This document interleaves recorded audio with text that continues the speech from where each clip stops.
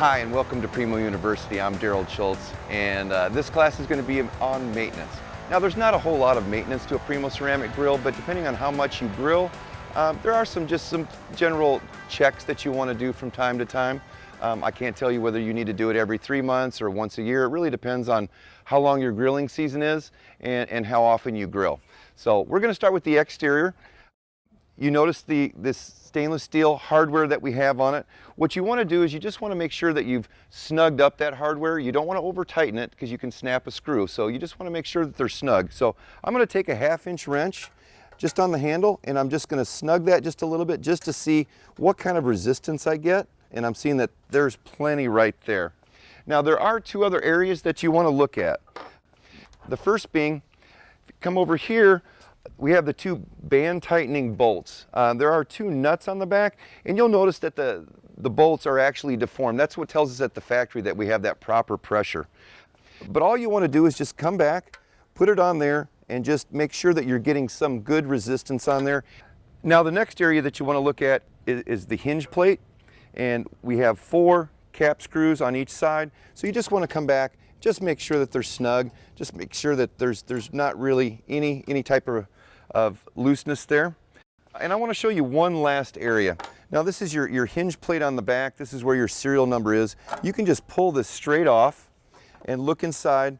If you feel that there's some kind of play, that it just feels like it's not acting like it was the first day that you had the grill, you can see that you can use an Allen wrench here. You can use a box wrench here on here just to make sure that those are all tight as well. And then this hinge plate goes back on very easily. Now the next thing that I want to show you is just a little trick. It's real important that you have your gaskets have that nice seal. That's going to help you in 2 ways, especially when you're doing low temperature cooking. You want to make sure you have that seal, because if you're introducing extra air in there, it's really going to be hard to maintain that low temperature. Also, when you shut down, if you're allowing air to get in after you've shut your draft door and your top vent, you're going to be burning more of that lump charcoal than you really need to. So to make sure that your gaskets are sealed, what we're going to do is we're going to do what's called the dollar bill test. It's a very simple test. What we're going to do is we're going to take a dollar bill and we're going to look for resistance. We're just going to go around the grill. We're going to drop the dollar bill in. It feels snug. You're just pulling it. You're feeling resistance. And as you go around the grill, more resistance. You can come back here at the back. I can't even pull it out from the back. It's so tight. So you just want to work your way around that grill. Make sure that you've got that nice seal. Now if you feel areas where there's no resistance, that means that you've got a leak there. So Primo does make replacement gasket kits, and so I would recommend that you get one of those. They come with full instructions. It takes about 30 minutes, and that will really improve your cooking ability. One thing that I want to talk to you about too is from time to time you will have your grill, it may be periods of non-use, especially if you're in a high humidity area. If you get a lot of rain, what can happen is that mold or mildew can grow inside the grill.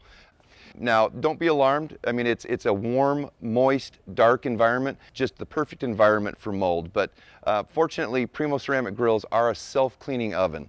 So very simple steps to rid that. If you do happen to open it up, you see a little bit of mold or mildew that's growing. Sometimes it's from food that's been left on the grill or food residue.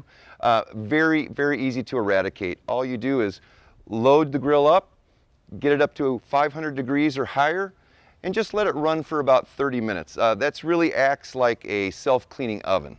And so once you're done with that, shut the grill down, let it cool off, come back and you can use it. What you can do too is if you do see any residue, you can use a soft bristle brush, but that's really not necessary. You can just wipe down the cooking surface and you'll be good to go. The next thing is ash removal. Now, Primo ceramic grills, natural lump charcoal does not produce a lot of ash, not anything close to what briquette charcoal does. But after you've used about a 20-pound bag, you'll get about a cantaloupe size of ash in there. And so there's a really easy way to do it. We've got an ash tool. It's kind of in the shape of a J. And what you can do is just open up the draft door. I do want to caution you though, you want to do it after the grill is completely cool. You want to make sure that there's no hot embers in there that you'd be pulling out. So just get yourself a bucket or a receptacle, and all you're going to do is just reach into the grill, scoop it up, and just scoop it into that bucket, and you'll be good to go for another bag. Now, we talked about gaskets and how ceramic grills can be sealed. So I want to end the class and talk to you about flashbacks. Now, flashbacks are a characteristic of ceramic grills, Primo and all other ceramic grills, because we do have the ability to seal a very high fire within the grill. So what can happen is that when you're at very high grilling temperatures, if you inadvertently completely close off the air of the top vent and the draft door, what can happen is that natural lump charcoal, it is starved for oxygen.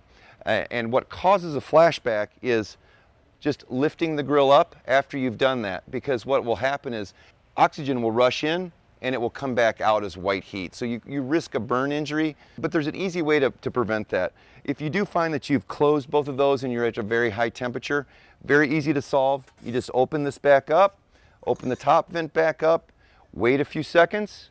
That allows the oxygen to come back in and kind of stabilize that fire. And then you just want to burp the grill. You just want to lift it up for just a second, put it back down, and then you can lift it back up, and that will always prevent flashbacks. So it's very preventable. Thank you for joining me, and we'll look forward to seeing you next time.